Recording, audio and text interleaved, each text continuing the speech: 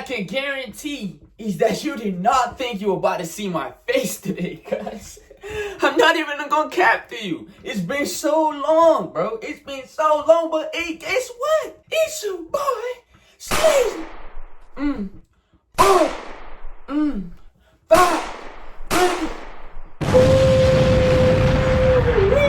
Back again with another video, man. And today we're gonna be reacting to Diddy. Now you already know Diddy been in the news for all the wrong reasons, man. So we about to find out, cause I really don't know what he been like. You know what I'm saying? I just been seeing his face, sexual assault, this, pedophile, that. So we about to find out, you know what Diddy been getting to now. This is not gonna be the full video. This video is 1 hour and 8 minutes long, so I'm not gonna be able to do all that in one video. I'm gonna put this in parts. It's gonna be in 6 parts, so you know what time we're getting into. Maybe even 7. I don't even know. But hey, let's get right into the reaction, man. Let's get into what Diddy been doing, cuz. What he's being known for with Cassie, I can only equate to some of the things that I've seen him and Kim go through. You're a dad now. Would you ever send your kid to puffy camp? Hell no. See? I mean, back in the days when he was like 10 and I was a little bit older, his older brother, we used to fight over the frosted flakes. You know what I'm saying? Before cars was invented. You know what I'm saying? But it's my brother for real. We used to actually wrestle off of the frosted flakes because he used to always get it early. Yo, what the did Puff just say?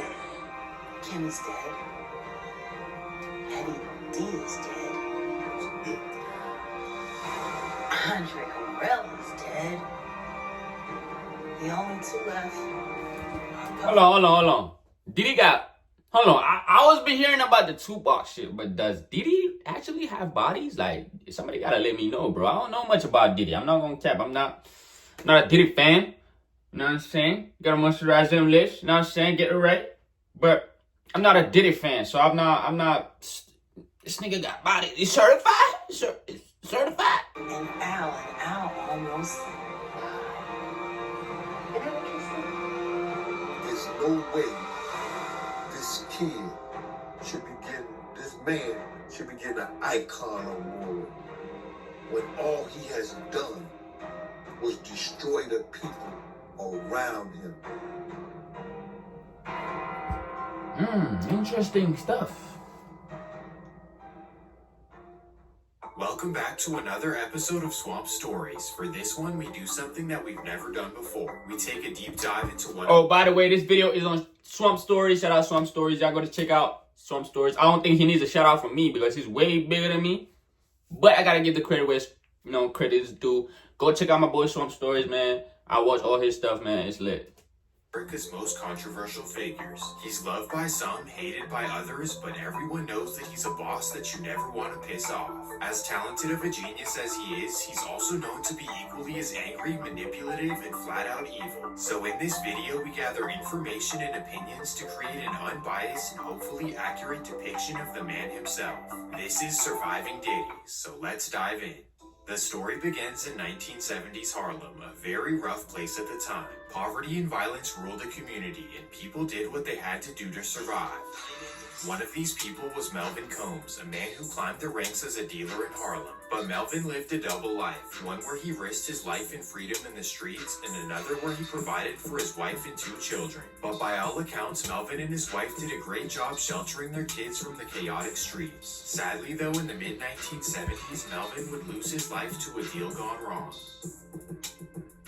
On paper, Melvin was just another statistic, one of the thousands in New York City. But to his son named Sean, he was his everything. Sean was in elementary school when his father passed away, and his mother always told him that it was a car crash. Her idea was to shelter him from all things bad, and she even moved him into the suburbs.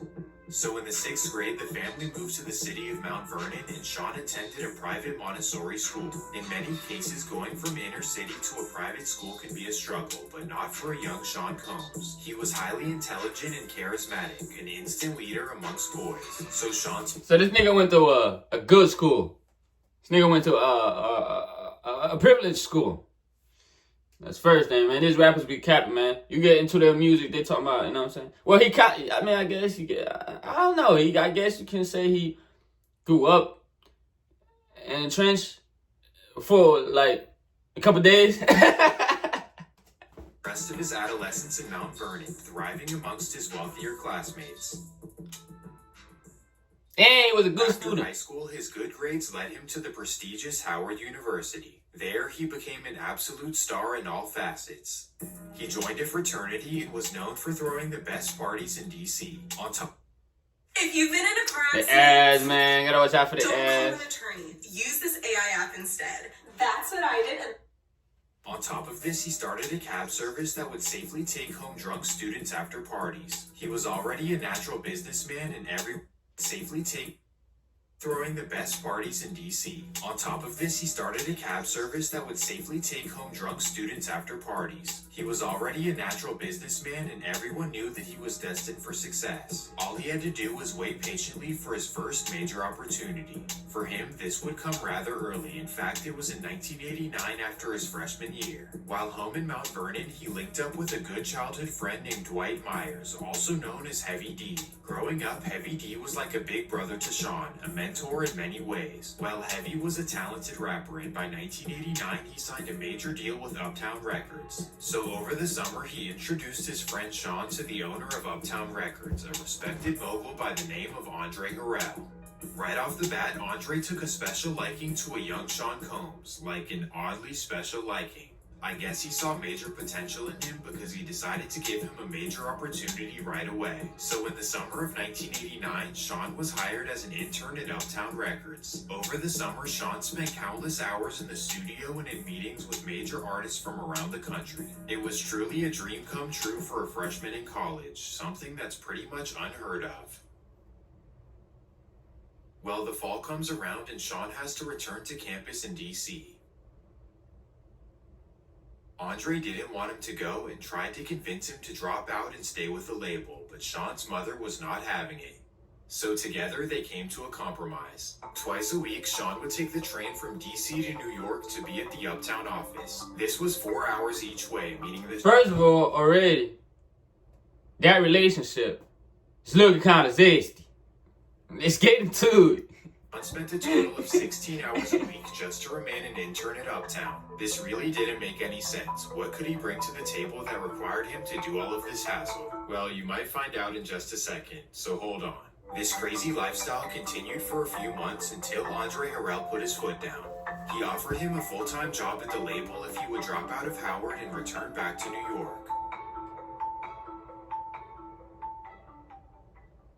Sean accepted it and it worked out extremely well. This is because at just 20 years old, Sean was promoted to the vice president of the label. Whoa, now we're all thinking the same thing, aren't we? Why in the world would Andre Harrell promote a 20-year-old to the vice president of his— Am I tripping? Am I missing something? Huh?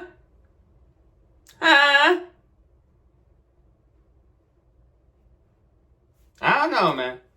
The music industry is one of the hardest to crack, and for most it takes decades to get this position. So how did Sean Combs really get this job so young? And that leads us to a little bit of deep diving history. Back in the day, Andre Harrell had a very similar story to Sean Combs. He was another college student in the Bronx hoping to one day work in the music industry. And while in college, he was discovered by a legendary music mogul by the name of Clive Davis. For those who don't know, Clive is famous for founding Arista Records and for being one of the first moguls to come out of the closet. Oh.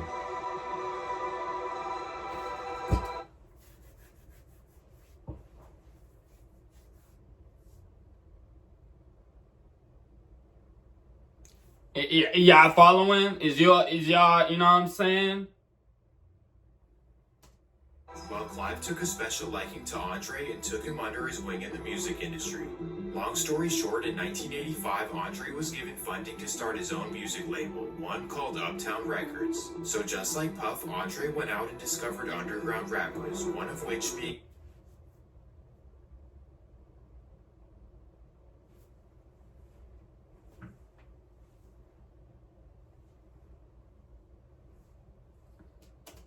D. So again, this begs the same question. How did Andre get this position at such a young age? Well, according to Sean's former assistant, it's all a power dynamic with Clive Davis at the top. The insinuation is that the boss takes advantage of a young intern and will pay them back later on. I ain't even had to let dude finish explaining. I already knew what it was from the jump, you know. But yeah, this is crazy. This is what he be on. Like I'm not gonna lie, like I don't know much about Diddy. If I'm being honest, I don't even know much of his music. Like I know I've heard some of his music out there, like his most popular stuff out there. But I've never really listened to like Diddy. You know what I'm saying? Like I don't really follow Diddy or nothing like that. I just know he's very rich. I don't know how he did it. I just know it's one of the old hits from the back in the day. But man's a freak, cuz. He out here doing freak shit. What's wrong with bro? Damn. Catch y'all in part 2 though. Catch me in part 2.